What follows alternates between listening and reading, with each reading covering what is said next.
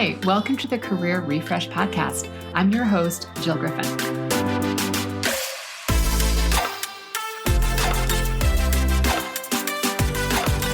I'm a former media and marketing executive turned career strategist and executive coach. I spent my career working my way up and through the ranks of global organizations and startups, and today I show others how to do the same. Join me each week as we discuss the strategies and actionable steps to leverage your strengths, increase your confidence, and develop your career well-being. Ready? Let's do it.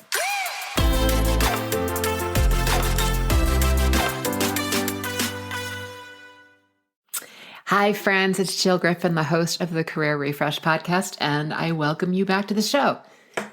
This week, I am talking about codependency versus people-pleasing versus kindness. There's been a lot of talk recently around codependency in social media, or perhaps you've heard of support groups that may help people with codependency. And I've spent over 25 years working with people in these types of support groups. At the core, it's an imbalance or a dysfunctional relationship. Codependency is learned behavior. And codependency, when it happens in the workplace, it often forms or maintains relationships that are one-sided or potentially emotionally destructive and really toxic for the workplace. This behavior is not new. While it's getting a lot of attention lately, it has been in the workplace as long as we've had workplaces, and it's been within relationships as long as we've been tracking relationships. It manifests itself in unhealthy relationships in which one individual excessively relies or supports another, creating this dynamic that in the workplace can really stifle creativity. It shuts down executive functioning, executive decision-making, and kind of just starts to feel like, it feels thick to me. It feels like thick and toxic. And this could involve a relationship between two colleagues. It could also be an employee with a dominant boss or manager. And it presents challenges because it affects how team members can reach their ultimate productivity potential and also contribute to the work at hand, right? Offering creative solutions and insights. It also bottlenecks and inhibits productivity. It erodes well-being, and it really does have a detrimental impact on the overall morale. So think of it as a continuum, right? If you have being nice, and I put that in quotes, on the left, you have people pleasing in the middle, and then you have codependency all the way on the right. And here's what this might look like. Being nice is about doing something for someone out of a place of generosity. It feels good to give. There's no commitments attached. You may volunteer or help out at a local charity, right? That's being generous and nice. You may work with a mentor. You may mentor a recent college grad. And that I also would put under the umbrella of like being nice, right? You're not doing it for any real exchange other than it feels good and it feels nice to give back. People pleasing, right, in the center of the continuum starts to get a little tricky. It's because it's usually done with ulterior motives. It's doing something because you want something in return. You want an exchange. And you have to accept that the barter of the exchange is in your head. Because very often you didn't have a conversation with the other person. No one agreed to the exchange. You're just thinking, well, if I do this for them, then, we'll become tighter colleagues at work, or we'll be able to rely on each other more. And that might be, but if that exchange is all self-created, then it's in your head and you're doing something with the ulterior motive, expecting something in exchange. And I see this a lot when people try to do things that I would put down as like extra. And this might be the extra thing they do because they want to get in good with their boss. Again, this is borderline being nice, but it's also because they're doing it because they want to get promoted by the end of the quarter, right? That's the people pleasing. When people fall into people pleasing, it's because they want to be accepted, liked. It may be because they want to escape feeling guilty. It might be because, again, they want to get something like status, a promotion, get access. And we think about it in a way that they're doing something to control the action of others. And I've said this before. If you're a listener for a while, you've heard me say that people pleasing is a lie because I'm not being my authentic self. I'm doing something because I'm kind of conniving and manipulating and trying to figure out how do I get you to do something, where alternatively, you could just ask the person to do the thing, but you're doing it and it's veiled in this like sneaky people pleasing. So here's the way people pleasing might show up for you. You try to be proactive and anticipate others' needs. You try to read their minds. You think through what you think they might want to hear. You say what they might want to hear. You anticipate their reaction and what you might say. You tend to think about trying to solve problems for all these impossible variables. So it's like you want to do enough, but not too much. You want to be strong, but not too strong. You definitely want to be outgoing and friendly, but not overbearing. And, you want to be firm, but you don't want to alienate others. So all of this is leaking out of you. And the problem here is burnout. You exhaust yourself because you're trying to become a mind reader. And you also are doing this where you're not necessarily responding to specific asks or directions. So I assure you, my friends, I assure you, your boss, your colleagues, they don't exactly know what to get from you because they're like, they're weird, right? It starts to ruin your credibility because something's up with you. There's an inconsistency, and it just creates a environment where most of the time people are annoyed with you because they're like, what are you up to now, right? The next in the continuum is where it goes from there, and this is codependency. So when people are pleasing, this is like when people pleasing escalates to codependency, this is the desire to please transforms into a craving to be indispensable to someone else. There's a delicate dance between the giver and the taker. And look, you can do some researching around. I'm going to put some recommendations of things to read if you're interested in the show notes. But it really came from the idea of the person who had a dependency on a substance like alcohol or drugs, and then the person who was around them that was constantly trying to cover up for them, but also doing for them, but getting mad from them, right? That's originally where the work around codependency and being codependent started. And you can understand if you're in that kind of environment, it's really volatile. You don't necessarily know what you're getting. So you're tiptoeing around. You're trying to please the person who maybe is the person who has the dominant control, right? And that's, again, where it all came from. So there's this delicate dance between the giver and the taker. So the giver, or the primary codependent, is driven by this insatiable need to please, to support. They want to find their self-worth. So they're constantly catering to the taker's demands. It's a level of like over-functioning. And you don't trust that the receiver, right, or the taker will do what you say. So you start to control everything because everything is always uncertain for you. And the giver may be driven by fears of getting fired. It could be the run-of-the-mill fears like, oh, I won't be important, or I won't be needed, or I won't be a key player. And you start going down the rabbit hole of despair because you're like, well, what's going to happen then? You need to be needed. And that's where you gain your self-worth.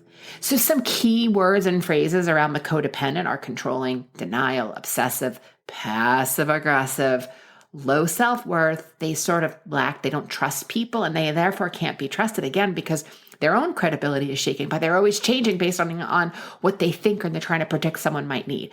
And there's also a lot of anger there. And when you think about like behaviors that show up in a codependent relationship, it's also going to involve, the giver. They really say yes when they want to say no. As I mentioned, are similar to the as I mentioned, similar to the people pleaser, they try to anticipate the needs of others. But then the difference is they wonder why people don't do the same for them, right? That's where they start to get that angry, that ick, that passive aggressive behavior. They feel safest when they're giving because then it's about control. They feel insecure when someone does for them because it's like, what's this person want? Because they're constantly operating from a place of ulterior motives, knowing that they only do things for things in return. They feel sad because so much of what they do is about doing and giving to everybody else, but they think no one does it to them. No one gives that back in return. They tend to abandon their work and their regular professional routines to help or respond to someone else. So their own projects and time management get put on hold because within the power struggle, they'll look to see who else needs the support, so they'll do it for them. They may get depressed by the lack of praise or compliments. They fear rejection or firing, as I said, to the point of being like tense, aggressive, controlling. They take things personally. Everything is about them. If they leave the conference room or they leave the meeting and they come back in and they hear people talking, they are like, wait, why are you talking about me? That's what they're thinking. Like, what did I miss? They must be talking about me. And they have artificial feelings of self-worth because they've helped others. It kind of like boosts their own sense of self-worth, but it's totally artificial. They're usually workaholics. And they pursue peace at all costs because they also want to make sure that in their behavior, they want to control and make sure everybody is calm, especially the person they're doing this for. They're always asking for permission and they're often always apologizing. So in its extreme, they may cover and justify for the person in power. And this could look like covering up for like an unfortunate client meeting. It can also look like lying on an expense report, right? They're doing it at any cost. And conversely, the taker is fueled by insecurities. They need to feel important. They are craving for validation.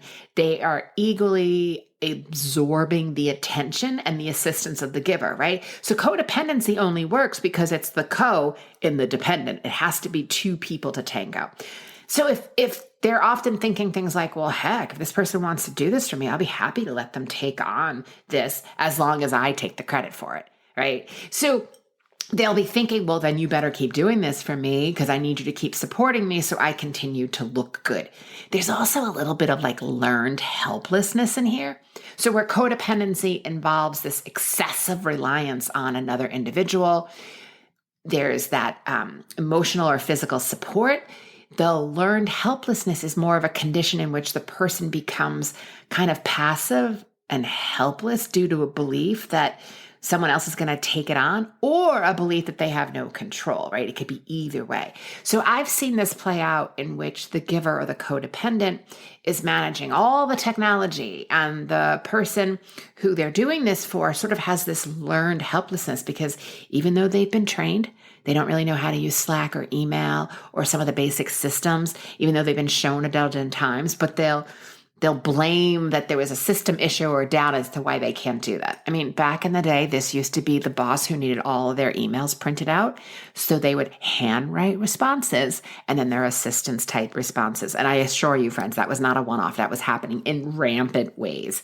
There's also seeing that like there might be some work to be done that's kind of challenging or hard and it requires learning something or doing some discovery work. And this is another area in which the person in the dominant position might expect the giver to do it for them because, again, they don't have to do it and then they don't learn it, right? That's the learned helplessness. Okay, so I've painted a picture here.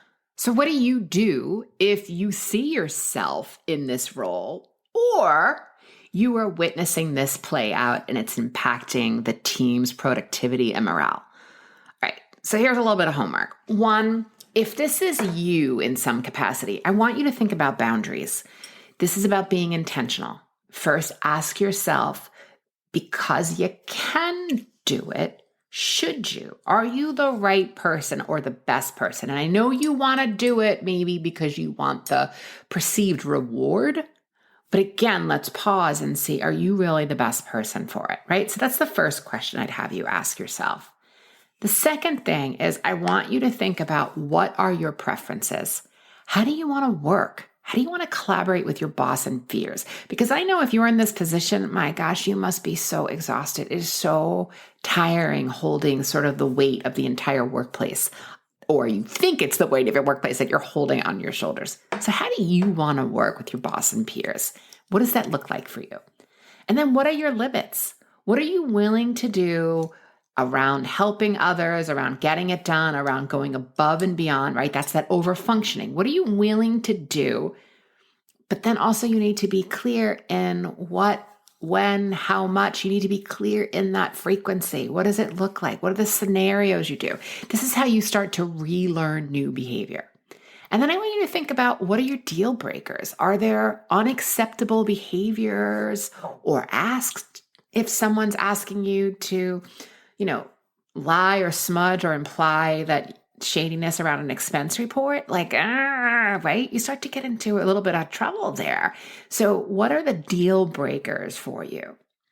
And then I want you to practice decision-making in small bites, right? This is both for the people pleasing and the codependency, and getting your voice back, right? And figuring out what the boundaries are. Because you're saying yes and doing everything, there's the implied idea that you're not able to say no with ease, or it feels icky or hard. So I want you to practice decision-making in small bites. And this could look up as simple as, I want you to start articulating your voice or your opinion on feedback on things, or anything from where are we ordering in lunch to how do we approach the deliverable that we're sending in from our client, and really put your voice there and not wait for others to tell you necessarily what to do. And then depending on how it shows up for you, getting help from a coach or a therapist will be very helpful to you. And then, there's so much give and take and nuance that often happens within the giver and the receiver within the codependency relationship, that the players here have many self-generated stories in their heads, right? One person changes the rules or behaves differently, and then there can be a toxic cycle that starts. The tension, the miscommunication, the sketchiness, the caginess on things. So when everyone starts to avoid the players, this is going to have an impact on the team's goals and professional growth. So you as a leader, if you're watching this play out and it's impacting productivity, here's what you can consider doing. One, you have to stick to the facts. There cannot be story. There cannot be opinions. You need to show how it's impacting others. So the first thing I would do is really reflect on your intentions before taking any action. What motives do you have for addressing the issue? One of the things that we often tell the codependent to do is does it need to be said? Does it need to be said by you? And does it need to be said by you right now? Those are some things that you can apply for yourself here, because you want to make sure that if you're the one who's doing it, that your intentions are pure about promoting a healthier work environment that not only supports well-being, but makes sure that we're reducing conflict. Next, obviously choosing the right timing and setting in the intensity of a high stress situation where you're seeing it play out is not the time to address this, right? It's finding another time where people are going to be more receptive and in a private setting. And I really would say, if you're in a leadership position, this should not be done in front of others. It should just be with the parties involved.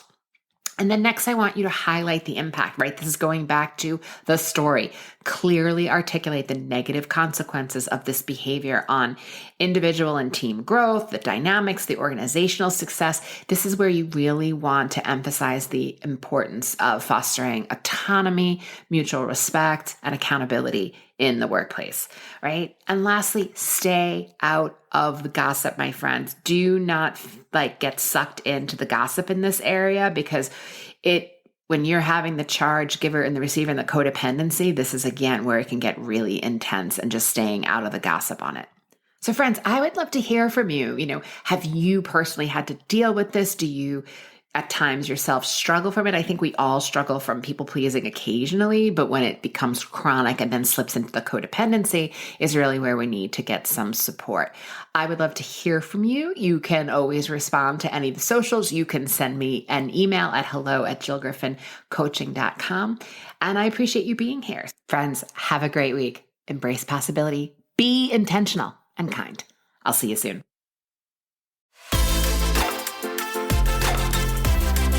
Hey, thanks for listening to the Career Refresh podcast. If you're enjoying this and you want more information, go to my website, jillgriffincoaching.com. There you can find information on how to work with me one-on-one, or my group programs, or even bring me into your workplace. I'll put the link to my website in the show notes.